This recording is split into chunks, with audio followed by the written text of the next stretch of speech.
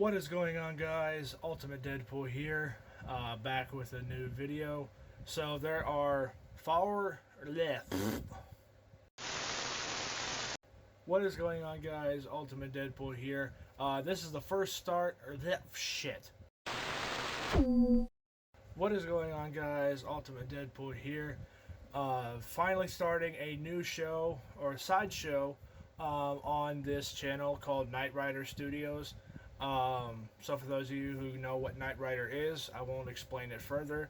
But for those of you who are not Knight Rider fans or don't know what the hell it is, basically this car talks. It stars David Hasselhoff, and the car is basically indestructible.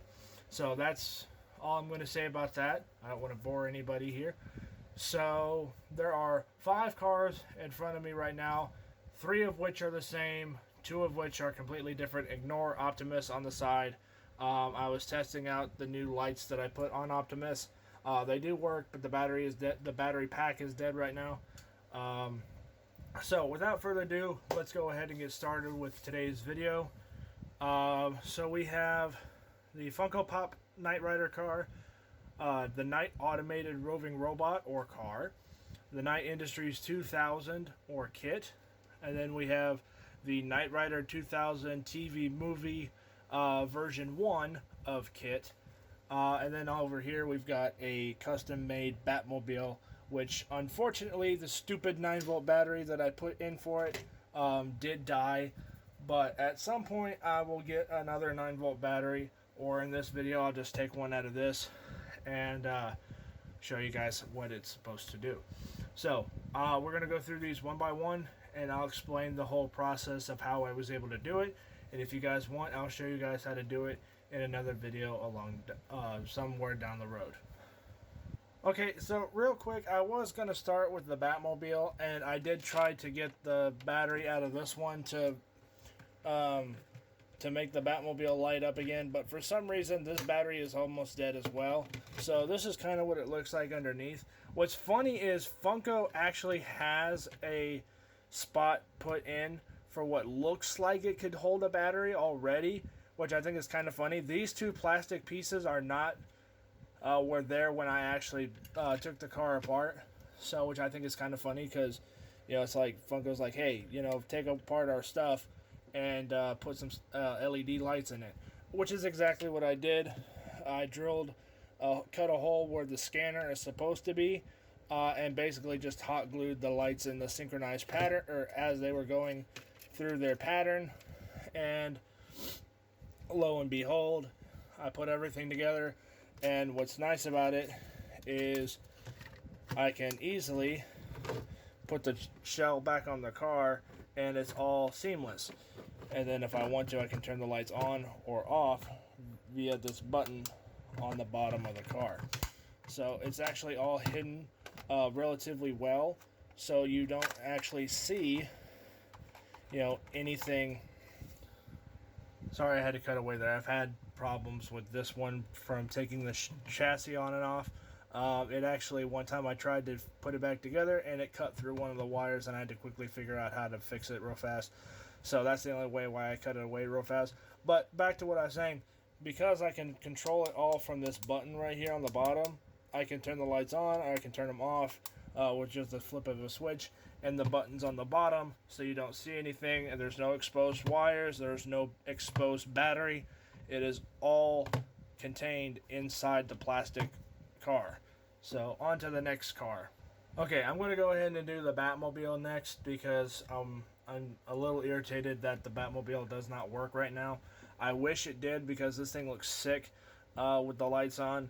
Now this is heavily inspired by Matt Reeves's The Batman Batmobile, with it being just a basic muscle car converted into a really powerful vehicle, which, muscle cars are already powerful, but that's beside the point.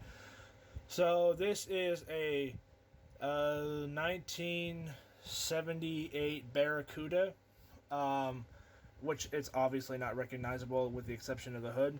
And what I did is I took epoxy putty and puttied up the whole front end of the car, and around the headlights I made it look like it was kind of glaring, so it looked like it was ticked off just like Batman, or to kind of match Batman's cowl. And then on the back of it, I made up some wings or whatever on the side. They don't look as good as I had hoped they would, but they're not terrible. Then it's got this window vent on the back, which I think is something Batman would have just to keep it a little bit more bulletproof.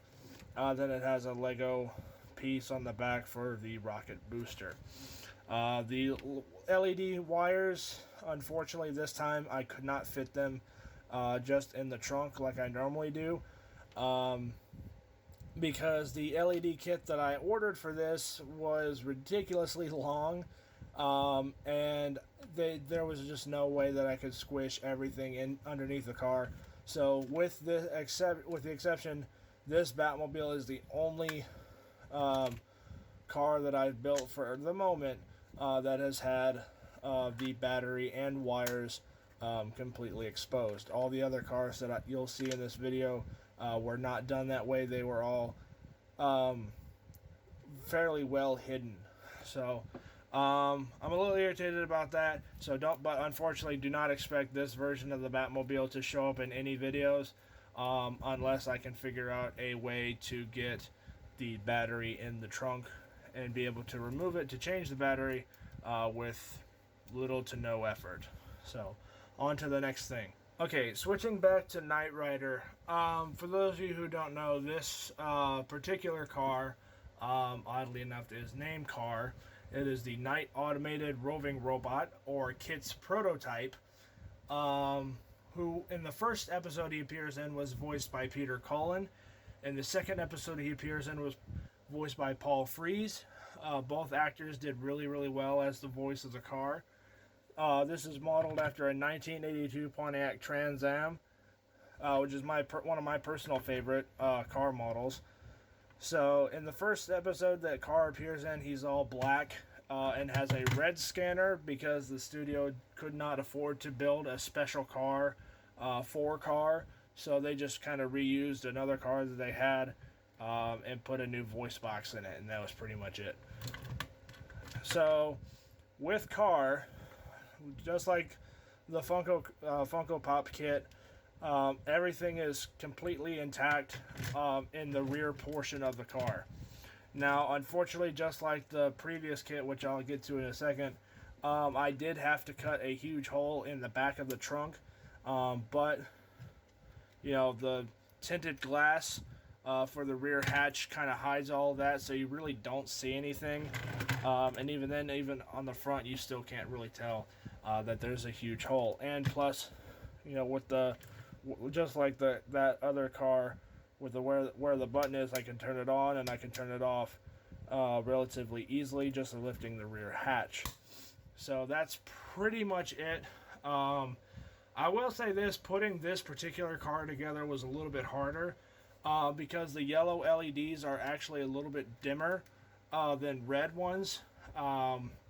So if you want to do something like this, just know that the yellow LEDs are going to be a lot harder to deal with because they're not as bright. And that's not the battery, that's not the circuit board, that's just simply yellow LEDs are just not as bright as red ones. So they weren't like that in the show, or they were just like this in the show as well. So if you like Car and you want to try something like this, you know, don't feel too bad if they're not as bright as the red ones.